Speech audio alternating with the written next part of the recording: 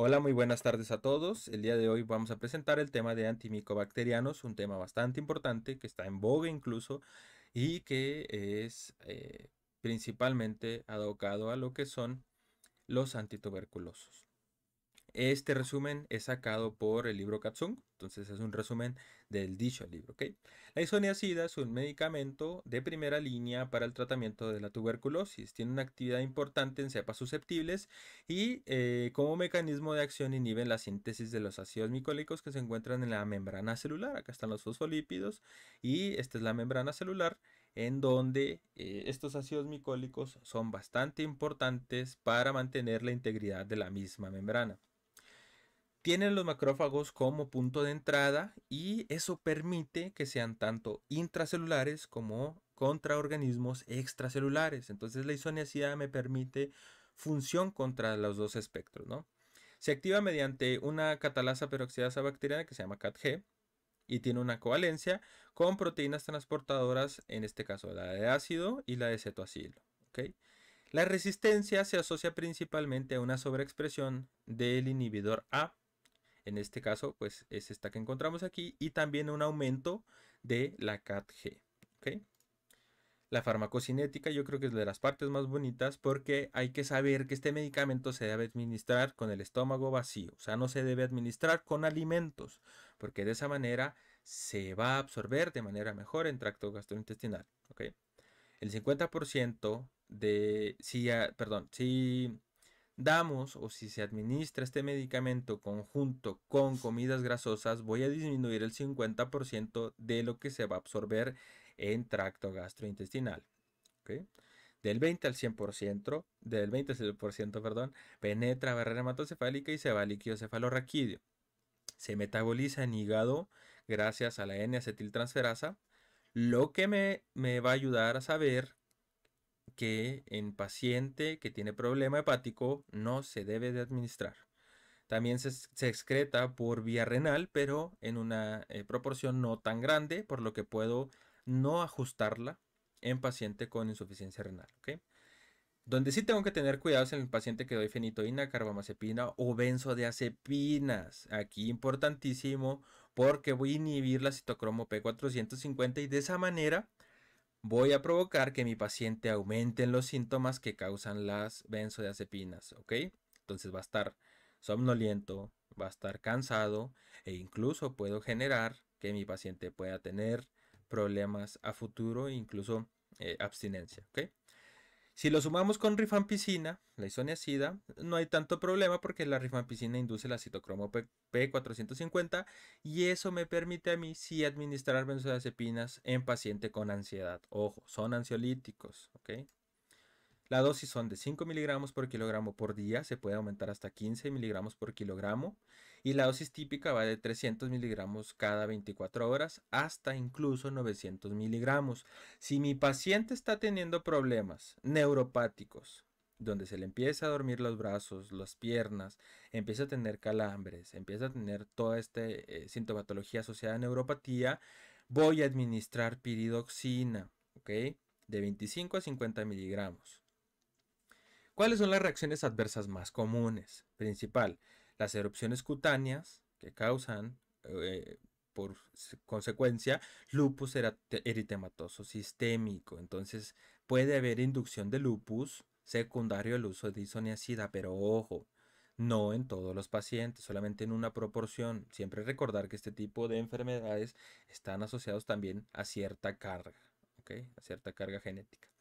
La hepatitis es el principal y el más frecuente efecto adverso o reacción adversa y en este tipo de pacientes tengo que suspender. Si yo tengo un paciente alcohólico que consume drogas, obeso o adulto mayor, hay que suspender completamente el medicamento porque aquí es donde voy a causar hepatitis. Y hay que poner una balanza. ¿Qué prefiero?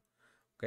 Entonces, todo paciente que tuvo o que presenta hepatitis, hay que suspender de tajo la isoniazida. Hay que buscar otros esquemas de tratamiento.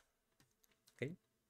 Acuérdense que la piridoxina siempre se da en paciente con neuropatía periférica que está asociado a un 10% de reacción adversa en todos los pacientes. Posteriormente vamos con la rifampicina, que es producto de haber inoculado esta bacteria, ¿ok? Entra también a macrófagos, por lo que también puede atacar tanto microorganismos intra como extracelulares. También es de las primeras líneas y es un bactericida. ¿Por qué? Porque inhibe la síntesis de la polimerasa de ARN. Entonces no va a permitir que se genere RN nuevo, RNA, perdón. Y de esa manera no va a haber producción o sintetización de las proteínas de la pared, por lo que va a tener consecuencia bactericida. ¿Ok? Se metaboliza en hígado, pero se va a excretar en su mayoría por lo que viene siendo la vía, pues sí, la vía biliar, ¿no? Básicamente en la bilis se va a excretar. Por lo que en mi paciente con insuficiencia renal no es necesario hacer un ajuste. O sea que está bien controlado. ¿Por qué? Porque es muy pequeño lo que voy a tener yo en el paciente con excreción renal. Entonces, paciente que tiene insuficiencia renal, bien. Rifampicina, ok, va. Entonces, también este va a induce la síntesis de citocromo P450, por lo que algunos medicamentos los va a metabolizar más rápido, ¿ok? Como la metadona, los anticoagulantes, las ciclosporinas, los anticonvulsivantes, los llamados ITI y los anticonceptivos orales, por lo que hay que tener en cuenta las dosis y reajustar, porque, ojo, vuelvo a repetir, el isoniazida, a diferencia de este va a inducir la citocromo, por lo que va a metabolizar más rápido los medicamentos, ¿ok? ¿Cuáles son las dosis? Se menciona que debe ser de 10 miligramos por kilogramo por día, llegando hasta una dosis de 600 miligramos por decilitro. Y siempre se debe administrar en paciente que tiene tuberculosis activa y que está asociada a tuberculosis pulmonar. Se debe dar diario al menos por 2 semanas o incluso por 6 meses. Ahorita vamos a ver los esquemas de tratamiento. Se menciona que para paciente que tiene tuberculosis latente se da 600 miligramos por 4 meses diariamente. ¿Ok? Esta es la presentación. Y otras indicaciones que tenemos de este tipo de medicamentos son para meningococos, Haemophilus influenza, principalmente en la parte profiláctica, estafilococos graves, en, por ejemplo, osteomielitis, en aquellos prótesis que hacemos de cadera, etcétera, y en las prótesis de válvulas, porque puede causar endocarditis estos estafilococos, entonces aquí las podemos administrar, ¿ok? Una de las reacciones adversas más comunes o de los efectos secundarios es pipí naranja, orina naranja, ¿ok? Por lo que hay que recordar que hay otros medicamentos, póngamelo aquí en el chat, de qué medicamentos también se asocian con la causa de orina naranja. También puedo tener paciente que tiene los ojos o las escleras de color naranja. Pueden sudar naranja incluso estos mismos pacientes. Y sí se sabe que este medicamento puede causar eh, eh, pues sí, puede causar una patología tubular, ¿ok? En la parte de la nefrona, en los túbulos, puede haber necrosis tubular y eso pues obviamente va a causar que mi paciente pueda desarrollar una enfermedad concomitante. También se asocia con petequias, pero pues las petequias para mi punto de vista pues no es el grave, la forma más grave de verlo, ¿no?